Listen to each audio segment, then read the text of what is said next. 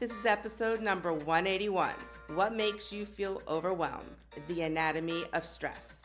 You can listen to this podcast anywhere you love listening to your favorite podcast. Don't forget to go to my social media, hit that love button, and follow me. Now, this is the podcast, Wide Open Spaces with Elise, the fiery redhead.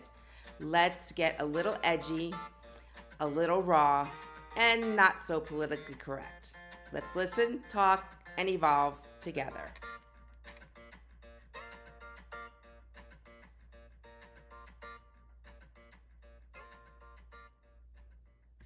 Thank you so much for joining me today. I want to do a shout out to some of my listeners. We have Australia, we have Guatemala, we have Argentina, and of course, the good old United States of America. Thank you for listening to me. And if I didn't mention your country, I know you're out there in my analytics. I see it every week. So thank you for listening and thank you for joining me today. So, like I said, this is episode number 181. What makes you feel overwhelmed? The anatomy of stress. And I have Elisha Myers here with me today. Thank you for having me. So, Elisha, I've known many, many years, and I've watched her kind of grow up a little bit. And she is a graduate of the University of Florida, which is currently ranked number 7 in all public schools in the United States. And it's a very, very hard school to get into. I should know, I'm an alumni, but it was quite easy when I went to get in. But it is one of the hardest public schools to get into. So the fact that Elisha is a graduate from there is a big accomplishment as well. She is at med school at FAU, Florida Atlantic University. She also went to Trinity College Dublin on a Fulbright scholarship program. That was a master's in global health, and she's currently waiting to match for her residency. And she's been doing rounds and kind of going all over the state and going to different hospitals and just kind of waiting to get to the point where she gets to start her residency. And well, that's kind of exciting, waiting for your match, right? I'm very excited. I think it's also a nerve-wracking process. Yeah. The whole process of match, it's a little bit like sorority recruitment. And if you are familiar with that, where you apply, you interview, and you have to wait several months before you hear back. And on the Monday, you find out if you match, and then you have to wait till the Friday to find out where. And so very stressful process, but exciting at the same time. Okay. I didn't know that. I've seen like on social media people holding signs up, I matched, and then sometimes it doesn't say where, so I guess that's why. Yes, exactly. So you just got, that's kind of like interesting, and then you're just kind of like on hold. Yeah, and then what's really interesting is you open a letter with everybody else at the same time in the country. And so schools will do match days differently. So my fiance's medical school, some people would actually go up on the stage and open their letter in front of everyone. And then the whole process is very interesting though, because some people are very happy and some people are devastated. And so you see tears of joy, you see tears of sadness, and just a very interesting process. But I'm just excited to be at this stage now and almost done with medical school. A lot of hard work. It definitely is like sorority rush. It is. Because they all sit there with their cards and you can see whether they get excited or sad or... Yes, So you've had to go through that more than one time now in your life. I know. I think it's actually the same algorithm that they use in Sorority Rush as the medical match process, which is wild, but... That is wild. Yes. And a lot of universities don't do fall rush, they do spring rush, so I know a lot of sororities just went through all that. Yeah. So I'm sure if there's anybody out there who's listening who's a little bit younger than me, but more your age, will totally kind of get what that whole thing is about. So because you went to a high pressure school for your undergrad and then med school, and then you went off and did a master's for a year and took time off from your school at FAU to do that, and now you're back. Did that put any stress on you taking that year off? I think I had a lot of stress initially deciding to take that year off. You know, I was leaving my medical school class that I'd been with for the first 3 years. And I think we're in, sometimes trained to just think, you continue moving to the next step. And when I got the scholarship opportunity, I, thought to myself, what a once in a lifetime opportunity to go live in Ireland and experience the culture of Ireland and really embrace it and study something that I was really interested in. And so for me, although I was nervous to take that step, I was really excited at the same time. And I think it's made me, a better, more like world and, well rounded person. And it's given me life experiences that I wouldn't have had otherwise. And so, although it was stressful, I think initially to make that commitment, I think it was a great thing for me in the end. I also think, like you said, in the end, you'll understand your patients more. Because Right. a lot of times, I mean, from what grade do we start hearing about where do you want to go to college? Right. And then it's your junior year and you're getting everything ready in high school.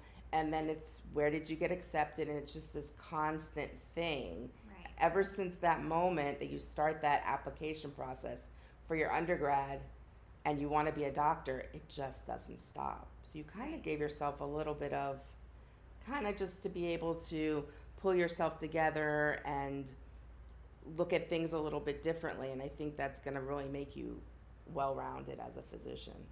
Yeah, I think as well, burnout is a real thing in the medical field. And when you miss a lot of things, even in medical school. I remember, my family would have things going on or birthdays, and I wouldn't be able to go because I needed to study. And so I think this year also taught me, having been in med school prior to it, how valuable your time is.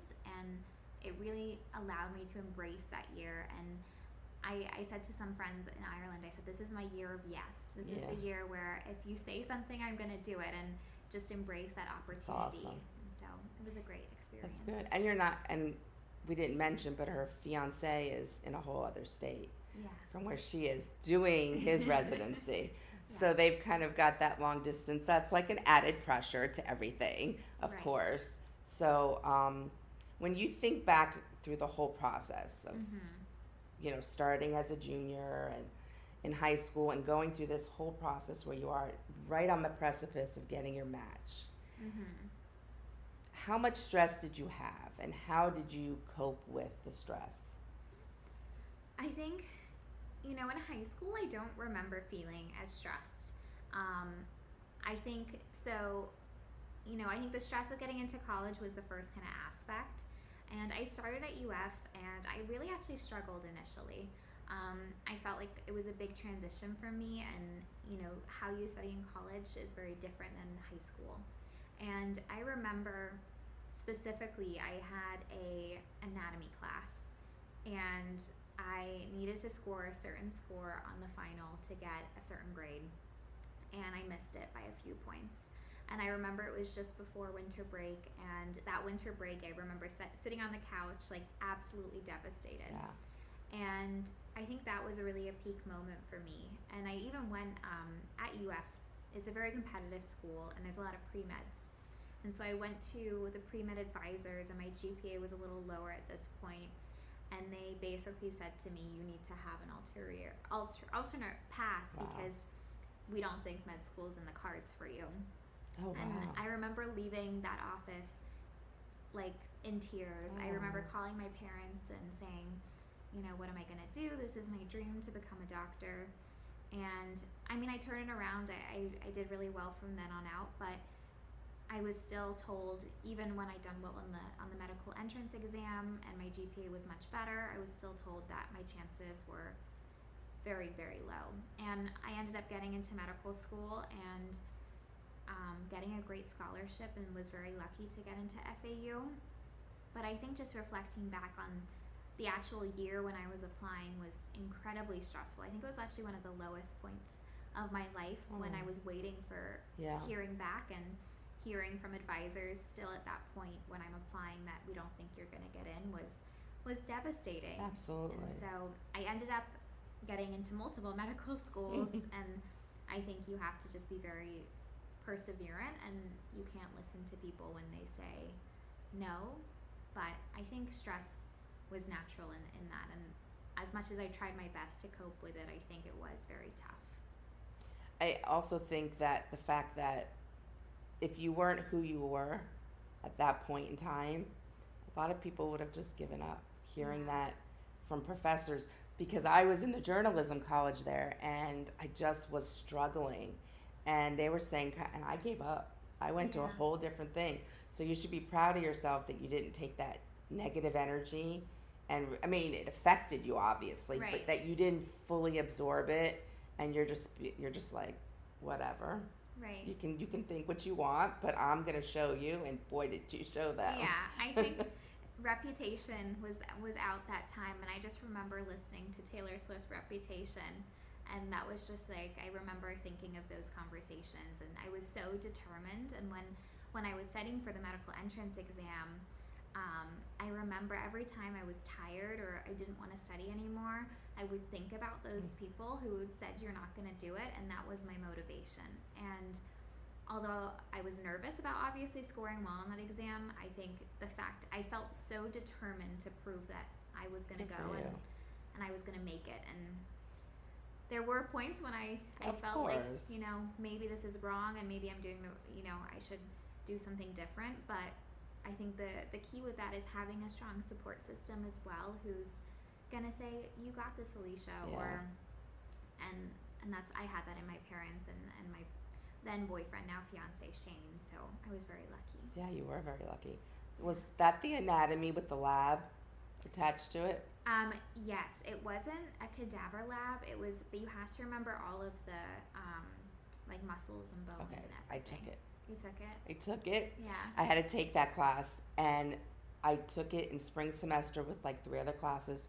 Wasn't making it. Dropped it. Did that in the summer by itself. Yeah. And that was the only way I got a good grade in that class, because between just, I remember they'd put a piece of your knuckle on the table and you'd have to know what that was, what it did, where it was from, and it was hard. It was a lot of work. So Yeah. so I totally get that. It was tough. And Yeah. I remember I did really bad. So you had, I think it was 2 or 3 anatomy exams. And the first one I didn't do well on at all. And the second one, every day after class, I spent, so they would have weekly sessions with the TA. Right. And he would dismiss everyone else, and I would say, hey, can you go over some stuff with me? And so I would spend extra time with the TA. And I did, better on the exams, but I just had such a bad exam for the first one. It was really Right. hard to overcome. Sure. But yeah, it was, everything's a learning experience. Sure, but some people do give up. Like they Right. just, stress can be so debilitating. Mm-hmm. Now that you've been out in the hospital environment a lot, you Right. probably see, and I know there's confidentiality and stuff, and I'm not asking for specifics about specific patients, but I'm sure you see a lot of people come in with things where their stress and anxiety is exacerbating it, or they're just having a panic attack and think they're having a heart attack or whatever. You must see like a lot of that in today's society. I definitely do. I think, one thing in the hospital is when patients are in pain, that stress is worsened. And so oftentimes I think, whoever's close to them is the one who kind of feels the brunt of that. Right. And I remember, going in and saying, hi, I'm the med student, to a patient who's in a lot of pain is probably not going to get me the best response. Right. And I've had patients, maybe not be quite negative towards me initially, but after a few days actually apologize to me and say, hey, I'm sorry that I was like that. I was just in a lot of pain. And I think, it's something to talk about more and more, and how you deal with stress. And a lot of people, and I think we live in a stressful world right now, and there's a lot of background noise, and you really have to find those ways that you deal with stress and how to cope with it. What do you do? I think for me personally, during medical school, I think why I went to medical school, so I worked at a free clinic at the University of Florida, and I remember every day going in, and the patients were so grateful to be getting the care. And I never felt, more committed to medicine than those days I was in that clinic. And so for me personally, I think working with patients who need the care the most, and spending time at free clinics and working with patients who are underserved really reminds me of why I went into medicine. and kind of resets me.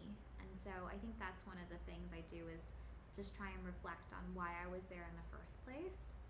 I think other things are just, I love to go on long walks. That's the best. It is. And I think, I remember when I was studying for my board exams, my family lives by the beach, and so I walked on the beach every single day in the That's evening. right. And recently I've been getting into reading and just things like that, and spending time with family. But I think just a lot of reflection is really important. Now remember that.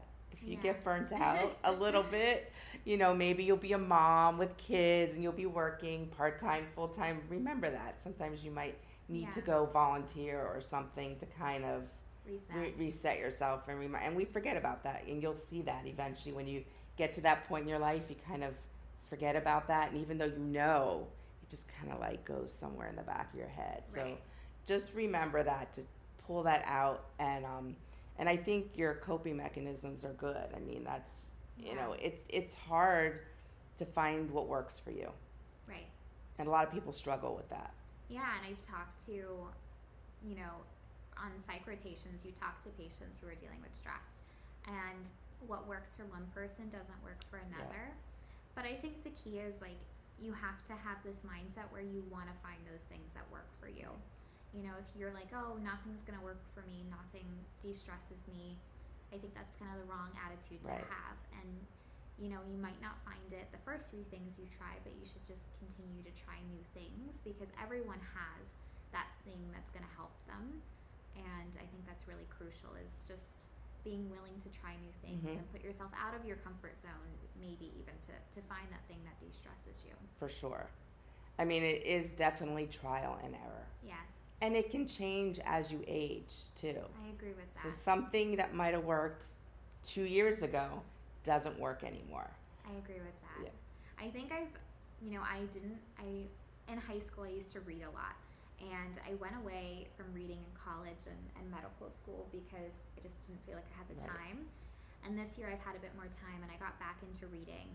And it's honestly reminded me, like, why did I put down the books? Because this is such a good thing for me, and it kind of, a way to escape from the world that you're in. Right, exactly. And, even I think that would have benefited me when I was studying for a test, and maybe I didn't think I had enough time to read, but I could have easily found 30 minutes or so. And so I think spending that time for your mental health and to reduce that stress, and that makes you better. I always studied better when I was in a better headspace. Absolutely. Well, in all fairness to you, when you're young too, you really just don't know how to. It's hard to balance all that. Right. And you're away from home, and you're in a different environment, and it's just so much. And you were in the sorority, like there was so much going on that reading probably was just like, I mean, now even when you come home from a hard day at work, that you can do that and help yourself unwind and. Yeah. I don't know if you know this, but in my last semester in the sorority, I was studying for the MCAT, which is the medical entrance exam. And I was living in the house, and I just felt so overwhelmed. There was always things going on. I couldn't find a place to study where I felt, I could get into my zone. I'm not someone who likes to go to libraries necessarily. I like studying at home, and the sorority house just didn't facilitate that. And so I actually left. I wasn't taking classes that semester other than a research elective. And so I went back to my parents' house and I studied from home for 4 weeks in the middle of the semester, because to me that's what I needed. Yeah. And I think I was sad to be leaving the sorority and to not be actively there participating, but that was such a good decision for me. And, part of, you just have to know what's best for you. I think that's the younger generation, meaning a little bit younger than you, right? I don't think they get that yet. Yeah. I just think they get so, like you said, there's so much noise out there.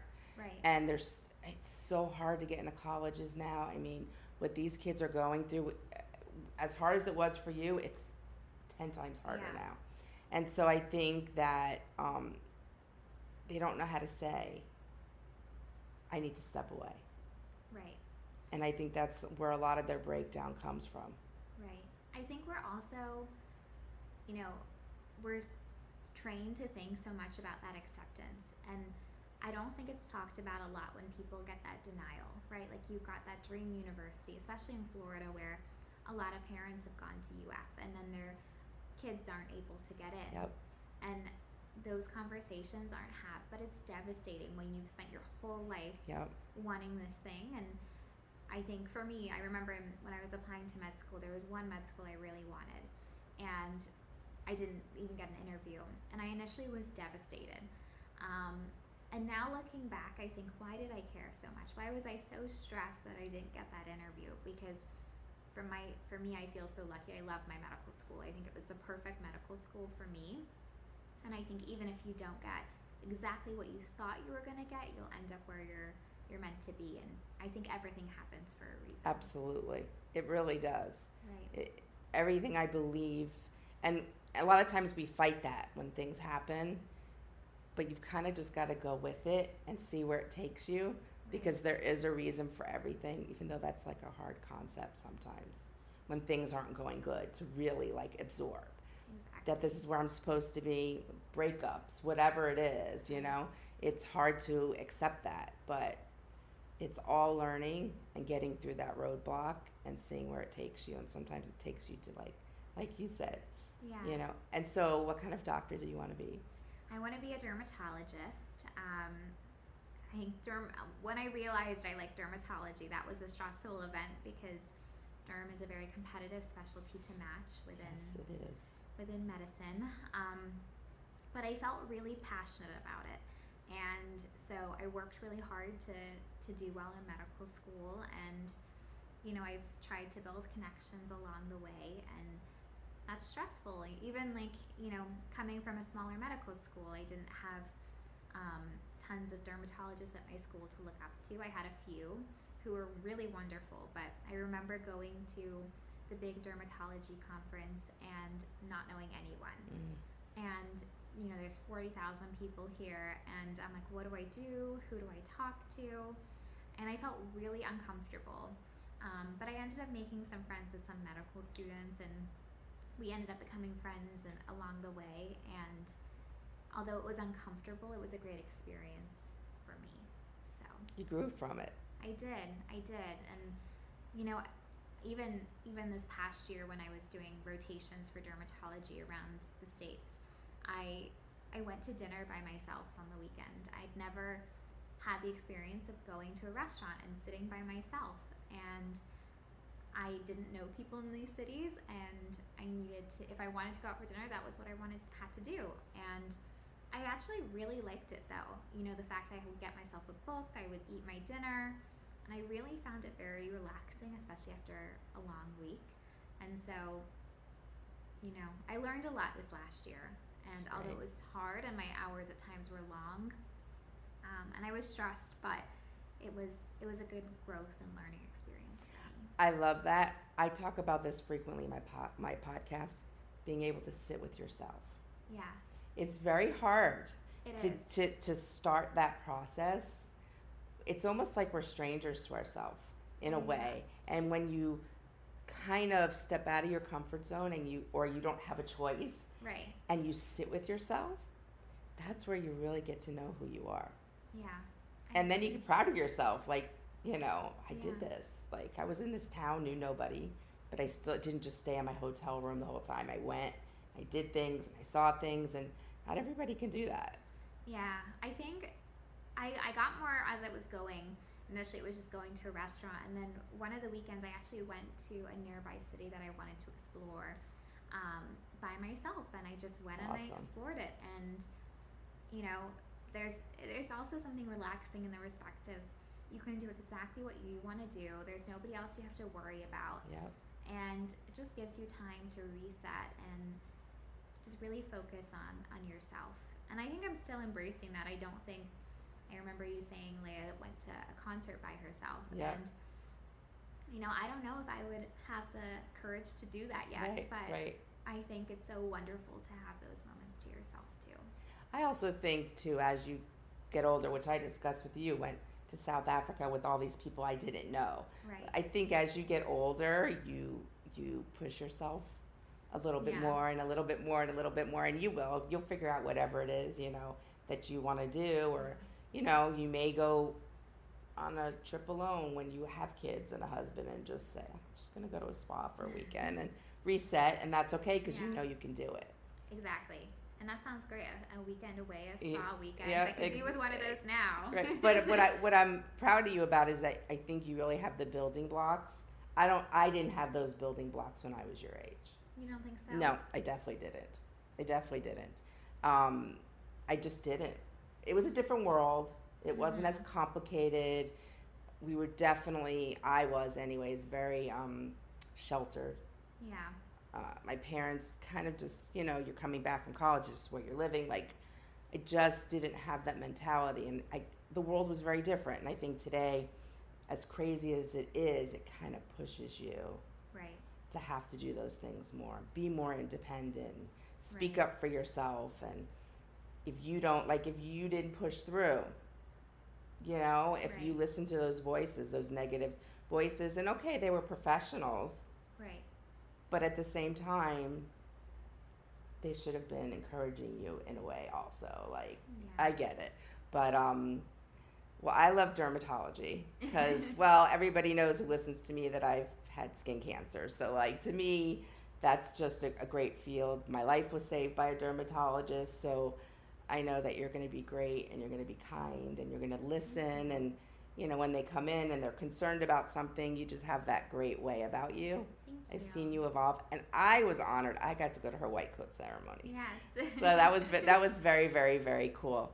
So I'm going to ask you something. Hopefully you don't feel a little uncomfortable with this before we end. My last podcast, I talked about sitting with your younger self. Mm-hmm. And sometimes as we evolve and grow, we forget about that inner child, that younger person. Mm-hmm. If you were sitting with your younger self right now, what would she say to you as far as the path you've taken? Was this a dream of your younger self? How would she be looking at you now and talking to you now? I think she would be surprised. I think I'm someone, although I've always been very determined, I feel like I've always lacked the faith in myself that I would actually get to this point. And even now, I'm like, hopefully I match dermatology, and everyone around me is like, you're gonna match, but I still have that anxiety.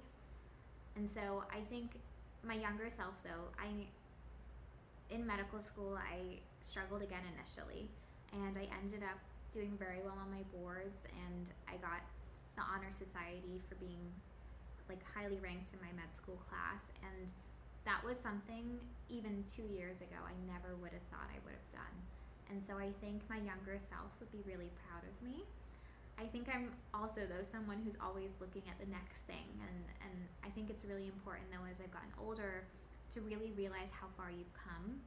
And I don't think that's easy to do, especially in today's society, but It's not. you have to reflect back. I think one kind of message I would share is to enjoy the journey. And I know that sounds really corny, but I look back and I feel like a lot of the times I've been so stressed about this next step and achieving this next goal, and thinking, okay, I'll be happy when I achieve this. And the reality is it's so important to enjoy the whole process, though, because it's your life. And I spent years achieving this or working towards this goal of applying to dermatology, and I really wish I would have enjoyed the journey a little bit more. And it's such a magical journey. Medicine is incredible. All these patients, they open up to you, and you get such wonderful life experiences and hear from such wonderful people. And I wish I would have embraced, loving that a little bit more and being less stressed in the process, if that makes any sense. Oh, 1000%. I learned that much later than you. But what's beautiful about it is when you do have kids, Yeah. you'll be able to instill that message in them at a much younger age, Right. so that they will stop, and you'll make them stop Right. and enjoy the things and not just get caught up in the monotony and you've got to do this and and so it's a hard lesson to learn. Right. Most people don't ever learn that, and before they know it, it's like, how did I get here? Right. And it's so important. I used to live looking at for the weekend. That's how I remember from high school to college, I just cared about the weekend. But all those days in between, Right. I really just never stopped. Today I live for today That's a good and what mentality. today has for me. And I may have something that's I may be anxious about that's going to happen in a week, but I'm just in today. I like that. And it's a good way to handle the anxiety, the stress, and to live. Like what we're doing right now. I'm doing a Right. podcast with you. How cool is that? It's so cool. So I think the messages that you gave my audience are fabulous because you're a younger generation, and I do have a younger generation that listens to me. And so I think it's great to have your perspective. And if there's somebody who's thinking about being a doctor or something big like that, hopefully your message will resonate, or if they're in that process right now. Yeah. And hopefully, if there's something you want, and that can be anything, there might be a million people telling you no, but if it's something you're passionate about and really want, don't let anybody or anything step in your way. Just focus on that goal and try and enjoy that process. And when maybe you're feeling stressed, reset and think, why am I doing this? Why am I passionate about this particular thing? I also think it's important if there's people in your personal life that are giving you that message, Right. which does happen, to think about it, look at the messenger, look at where they're coming from in their lives. A lot of times that has a lot to do with them trying to derail somebody else's dreams. Yeah. It's hard for them to see people follow their dreams, accomplish their dreams. So in life, we have toxic people in our life. Like, Right. we have to keep that in mind if it's not just like, not a professional, but somebody who might be in your world Right. that's not really being confident in you or giving you, the positive, things that you need to hear and the encouragement. So I think if anybody has it out there, they need to take that into consideration too. Exactly. And I think as well, having that person that's your cheerleader. Yep. And I remember, like, my fiance Shane, every accomplishment I have, he makes such a big deal about it. And it might be small, it might be big, but he's like, let's go out to dinner and let's celebrate it, and that makes you feel special, and it makes you feel like you've accomplished something, and Absolutely. you're not just moving on to the next thing. You're actually stopping in that moment and thinking about it and celebrating it. So. I even saw that with him. Well, because I've only seen him a couple times, but he was like working at the hospital on the day of your white coat ceremony. Yes. And he rushed down, drove hours, and he like got there just in time with the flowers. And I was like, what a guy. Like, that he got there all in time and he just put himself through that for you. And it just shows like you have a nice relationship and Yeah. you guys complement each other very nicely. I'm very lucky. Yeah, he was in medical school at the same time when I was doing my white coat. And he drove 4 hours to make it to my white coat, and I think he left early the next morning and drove 4 hours back. And this was his one day off that he had.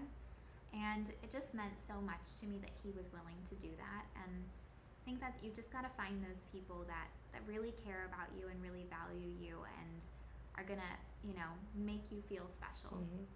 So I'm very lucky. Yeah. Well, I'm lucky that you sat down with me today. Thank you for having me. This has been fun. Yay! And we can't wait to see what happens. Yes, I'll keep you guys posted. Yes, I'm excited. Thank you so much, Elisha. Thank you. Appreciate it. Well, I want to thank Elisha for being here today, and I hope you really listened to the words she said and the process that she went through. And if you are going through a big process like that and struggling, listen to her words. Rewind it if you have to. Take it all in. Remember, positive thoughts always create positive energy. Go out and explore all those wide open spaces in your world. And remember, go to my social media, hit that love button, and until next time, my friends, ciao.